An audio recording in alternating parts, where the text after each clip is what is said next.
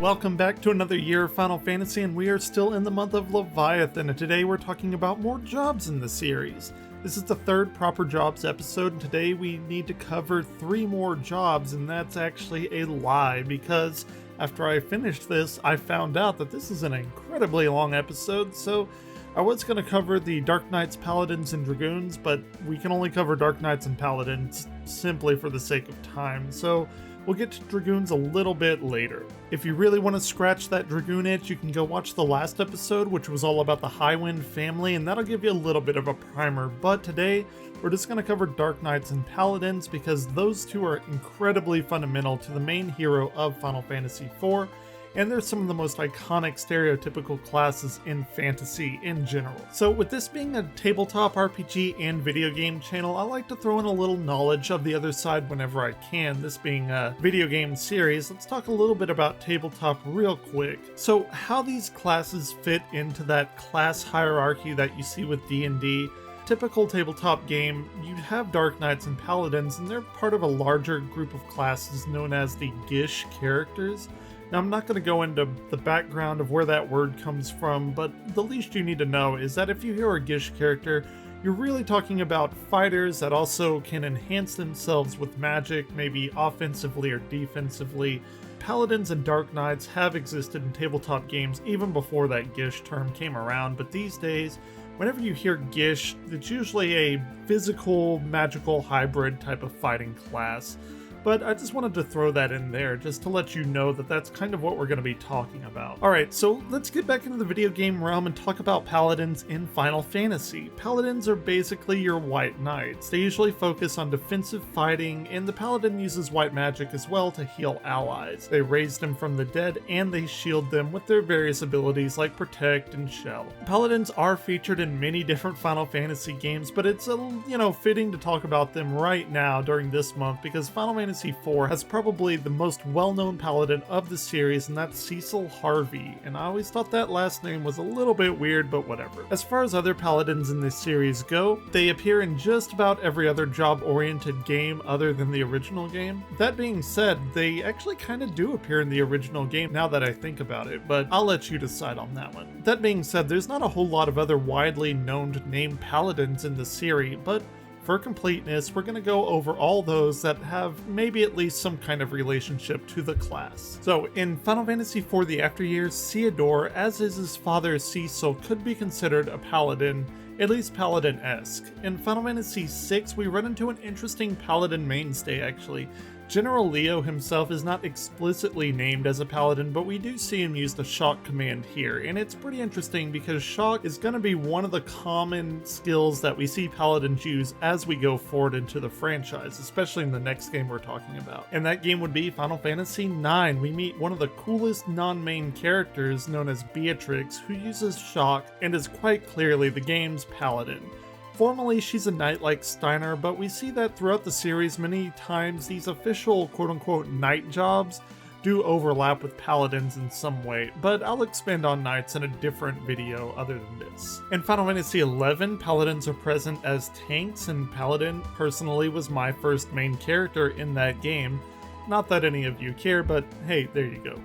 In Final Fantasy XII, Bosch is very paladin-esque, and in Revenant Wings, he actually is given that formal paladin job title. Final Fantasy XIII has an interesting relationship with paladins. Most people usually classify Snow as your stereotypical paladin due to him being the best sentinel. I'd argue though that in Final Fantasy XIII-2 and Lightning Returns, Lightning kind of takes up the de facto Divine Warrior Paladin that most people think of whenever they think of that particular class.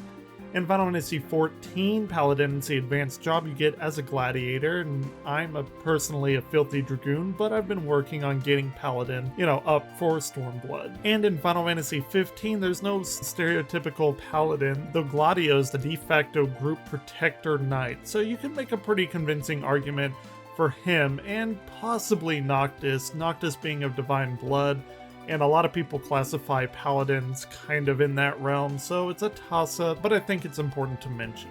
In Final Fantasy Tactics for the original PlayStation, Agrias is the Holy Knight, which is basically a paladin for all intents and purposes, but it should be noted that Agrius is a little bit more offensive than you might imagine a paladin to be, which is probably why that the paladin name isn't explicitly used in this instance. And for the sake of brevity, paladins also appear in Tactics Advanced, Tactics A2, Tactics S, Crystal Defenders, Vanguard Storm, 4 Heroes of Light.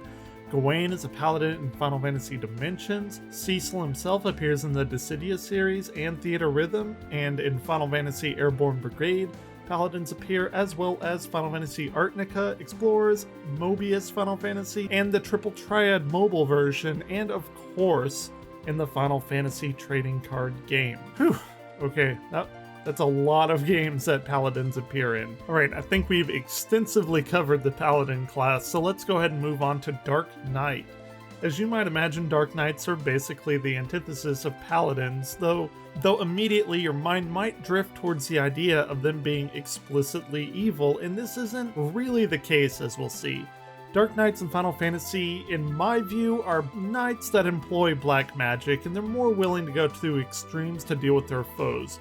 Not necessarily trying to, be offensive against good or holy people. It's just a more focused, no-nonsense means to an end. As I said before, Dark Knights usually wield black magic in some form, and a lot of them have abilities that damage themselves in some way to power up their attacks. Also, Dark Knights are usually found with a weapon known as the Deathbringer, and that's a sword that can kill enemies in a single hit, at least sometimes. So again, the least you need to know is that Dark Knights are not necessarily evil, as we'll see especially in Final Fantasy Tactics, but anyway, let's get on to the games. Where is the first Dark Knight in the series? And debatably, going against my entire last little speech, Final Fantasy 1, you could make an argument that the first Dark Knight is Garland, but that's a little wishy-washy, it's not necessarily solid ground. More properly, the first Dark Knight shows up in Final Fantasy 2, and I'm not going to mention who that is, specifically for story purposes, just in case any of you managed to play it. So let's go ahead and move on. In Final Fantasy III, there exists a Magic Knight, which functions basically exactly as a Dark Knight would. And in fact, it was actually renamed later on as Dark Knight in the subsequent remakes. Next up, of course, the reason why this video exists, Final Fantasy IV, Cecil begins the game as a Dark Knight. Again, you can see why I chose to talk about both Dark Knights and Paladins in this month being dedicated to Final Fantasy IV. Much like the Paladin, Dark Knights appear in most of the games that employ a job system. In Final Fantasy X-2, the job appears as a dress sphere. In Final Fantasy XIII-2, you could make a pretty good argument that Caius is the Dark Knight of that particular story.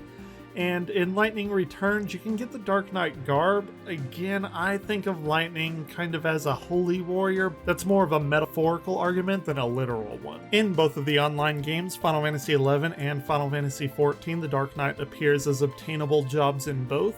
And here we get into Tactics next, and we have the awesome Gafgarion, and he is a Dark Knight. Now, Tactics is a little bit weird with Dark Knights. In the Tactics remakes on PSP, The War of the Lions, Gafgarion has been shifted to be called a Fell Knight, and there actually exists a more powerful version of that called a Death Knight.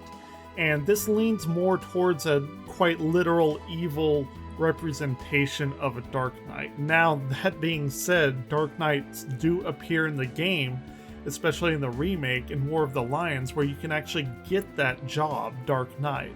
So since you're the heroes, you can see how Dark Knights themselves are not necessarily evil, and they want to push that name away and call them something different. So I think that's the best game that represents what a Dark Knight is. The Dark Knight also appears in Tactics Advanced with the character Grissom, who's leader of the Red Wings, which is a definite shout out to Final Fantasy IV Cecil. Crystal Chronicles, there appears a Black Knight. In 4 Heroes of Light, they have a Dark Fencer class, which is basically the Dark Knight. In Bravely Default, Arturnus Dim appears as a Dark Knight, and if you defeat him, you get that particular class. In Bravely Second, we also have the Dark Knight class, and in the mobile game Final Fantasy Dimensions, which I recently got into, Graham is a Dark Knight. In Final Fantasy Legends 2, not to be confused with Final Fantasy Legend 2, Parai gets a costume based on the Dark Knight. And in Final Fantasy Dissidia series, again, Cecil appears here as a Dark Knight. Whew, we're making it to the end. Alright, Let's go! In Pictologica, the Dark Knight appears as well. To round it all out, in Final Fantasy Airborne Brigade, Final Fantasy Artnix, Record Keeper, Explorers, Mobius, Triple Triad Mobile, Chocobo's Dungeon, and the Final Fantasy trading card game, Dark Knight makes an appearance as well. Whew, okay, that was kind of a shotgun of games there at the end, but we've made it, and this is one of the longest videos I've made in quite a while, actually. I wanted to get to Dragoon here, but as you can see right now, there's just simply no time. Again, if you want that Dragoon fix, you can go watch the Highwind video that I just put out. I'll have to put him in the next jobs video, which is fine. I hope this video was at least informative to you for our White and Black Knights of the series and franchise. You can see that they do play a major role, especially in games where jobs are explicitly presented, but Cecil is just the poster boy for the Dark Knights and the Paladins. And I think that's just what makes him such an interesting character in the series as a whole. I mean, you have this one person that embodies two completely opposite classes. I just love that. So next time on A Year of Final Fantasy, we're going to flesh out our Summons video a little bit more with Summons Part 2. So if you enjoy my work here, please consider subscribing and sharing this around. I obviously work very hard on these videos. We're still a super tiny channel, but with your help, we can grow at least a little bit more. So check out the channel for reviews, top 10s, let's plays, news, Crystal Keep podcast, and we have a D&D live play series coming up, kind of based off of these Final Fantasy-esque worlds, and just a bunch of other nerdy stuff in general. So until next time, Crystal Warriors, keep on gaming.